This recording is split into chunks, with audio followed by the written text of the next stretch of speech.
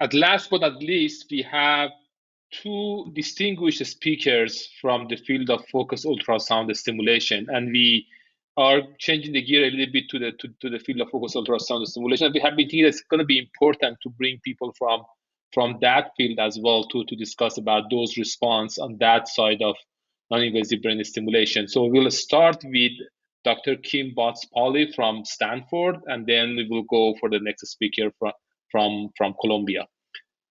Kim, do you want to go ahead? Yes, thanks so much. I want to tell you a little bit about an experiment that we did in transcranial ultrasound stimulation.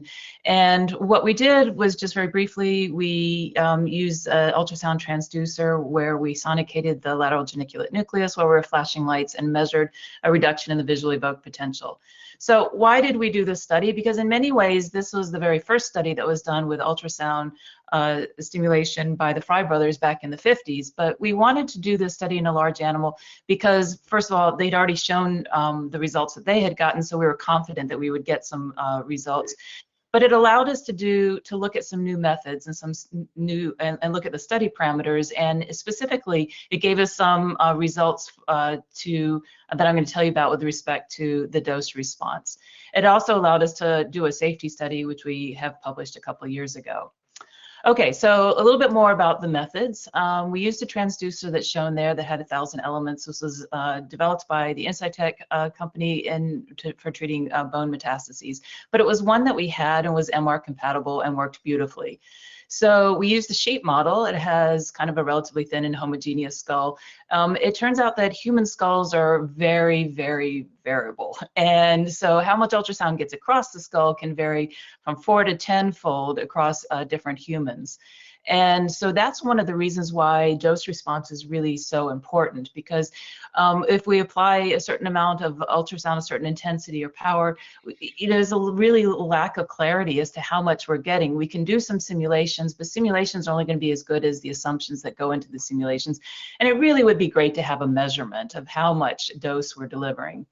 So what we did with the study is we had our transducer on our sheep. You can see that on the right. We fixed the transducer to the MR quadrature head coil.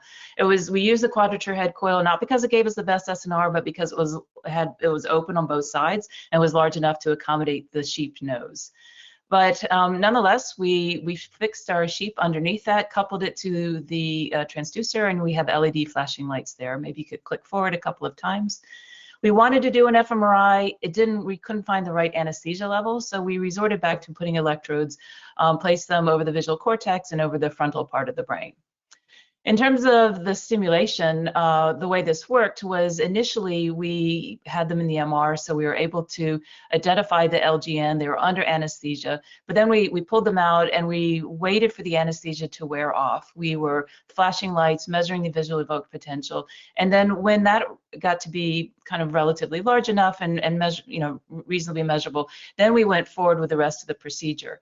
So they were coming off the Tilazol. We kept them under very, very light isoflurane, about 0.3% end tidal. We had 2 20-minute periods where we were sonicating the LGN, and then 2 to 3 periods where we were sonicating a control location. And then during that, we alternated different stimuli. So there was the light-only stimulus, which I'm going to tell you about today. We also, in the next 15 seconds, there was ultrasound only, then there was ultrasound and light, and then no stimulus. And so since I'm going to tell you about the light only, then we're not looking at any evoked potential from the ultrasound itself, but what is the effect of the ultrasound on the evoked potential from the light when ultrasound was being applied? It had been applied before 15 seconds and the minutes before. So if you click forward twice, then this is really a little bit more like an offline protocol than an online protocol. And then lastly, just the heart rate and the temperature maintained sort of constant despite the kind of the anesthesia we were doing here. So if you go forward, thank you, and then just click once more. So we had a number of sham animals as well as those that received ultrasound.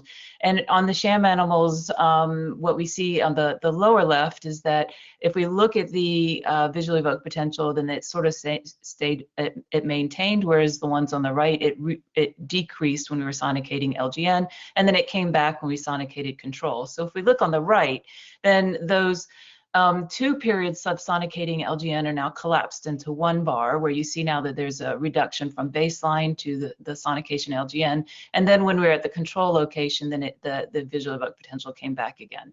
And then those results were significant there. So that's sort of the experiment, and I wanted to set that up. And then the next slide, what I'm going to show you is looking at that reduction that we see in the second bar. And so that's shown here on the right. So the vertical axis is the reduction in the visually evoked potential. So that's the neuromodulatory effects that we're looking for. And what's on the horizontal axis is really interesting. So if we look at the picture on the left, this is, well, the very left is just a T2. The other image is an MR-ARFI picture. So this is MR acoustic radiation force. This is an MR method in which we have made the MR sensitive to micron type displacement in the tissue. We're going to get a micron type displacement in the tissue when we apply ultrasound, because there's going to be an absorption of momentum and a very small positional change. MR can be very sensitive to that. We know that's true in diffusion weighted imaging, where we're sensitive to micron type displacements. This is a little different because in diffusion weighted imaging, you have motion in lots of different directions, and you get intravoxelar phase dispersion and signal loss. Here, what we have is, because of the radiation force, all the spins in a voxel are moving in the same direction, and we've encoded that displacement, which is on the order of microns, into the phase of the image. Now that's plotted on the horizontal axis on the right. And so what we see is where we have the biggest displacement, we have the biggest neuromodulatory effect, or the biggest reduction in visually evoked potential. And so that's really, you know, kind of one of the very first indications that we may have a way of measuring what sort of dose we're actually delivering into the brain, despite the fact that the skull is this incredibly variable filter for us that's kind of somewhat unknown.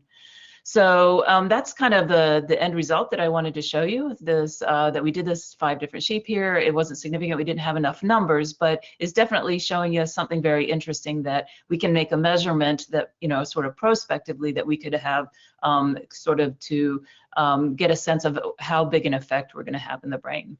So that's it. Thanks very much. Thank you very much, Kim.